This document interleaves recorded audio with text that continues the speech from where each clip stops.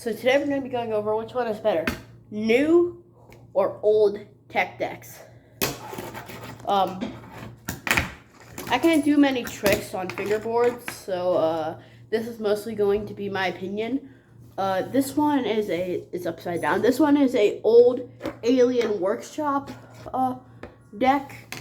It's thinner and it has like the old logo on there, if you can see. I know that's backwards for you guys because you guys are watching this on YouTube and stuff, but like I can't really do many tricks with this one, but this one is an almost board, which I blacked out with Sharpie a couple years back, and now it's starting to finally rub off. I don't know why I did it, but I did.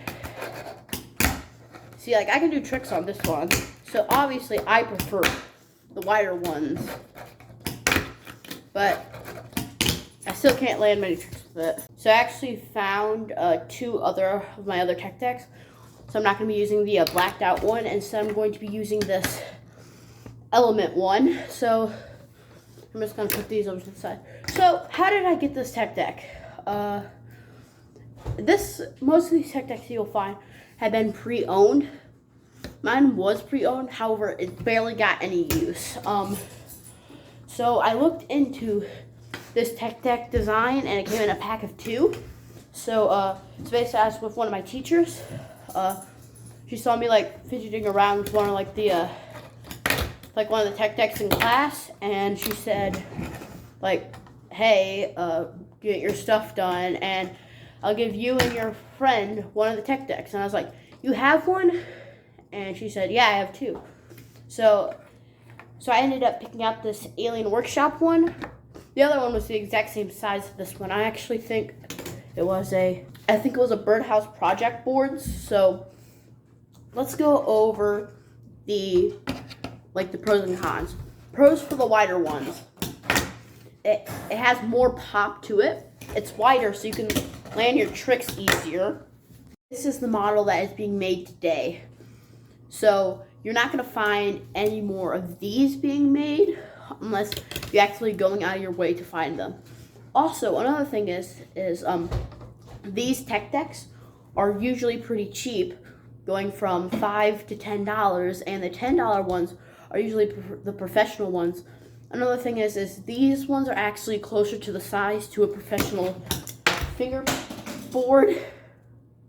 So yeah, like I was saying before the video cut out because I dropped my thing, these are actually going to be closer to the size of a professional fingerboard. So you're going to want to go for these if you're trying to get into professional fingerboarding. Now the pros and cons for the smaller, older 2000 fingerboard. So I looked into commercials for this board, not this exact board, but this type of board. And the earliest commercial that I could find was 2000 something. It was like early 2000s. So I'm just going to say that this is an early 2000 board. Some of the pros about this board, or at least for me, and it might be the same for some of you other guys, but it feels like the grip tape is different on here. It feels like less rough, which would really help you with your ollies and stuff like that. So yeah, I still can't ollie. I can pop shove it, but I can't ollie. Another thing is that a lot of these, I don't know if you can see it that well. If the camera will focus, that'd be nice. But if you can see in there, there's rubber bushings in there. Here, I'll use this butter knife to point to them. There's rubber bushings in there. They're like the little rubber band yellow things, where if you see on all of my or if you see like on all the bigger ones, they don't have the rubber bushings, which rubber bushings are not only better for turning, they're also better for landing tricks and such of that. The thing is that they're smaller, so they're going to be easy to carry around with you. It's not like these ones can't fit in a pocket, but yeah. Another thing is boards back then from like deck designs in like real life, like big like skateboard decks, were a lot better like designed. Like the decks were like way better. So like you get like some really cool Alien Workshop and like other designs like that. So another good thing about the smaller ones is that they're smaller, making it, at least for me, easier to do grinds.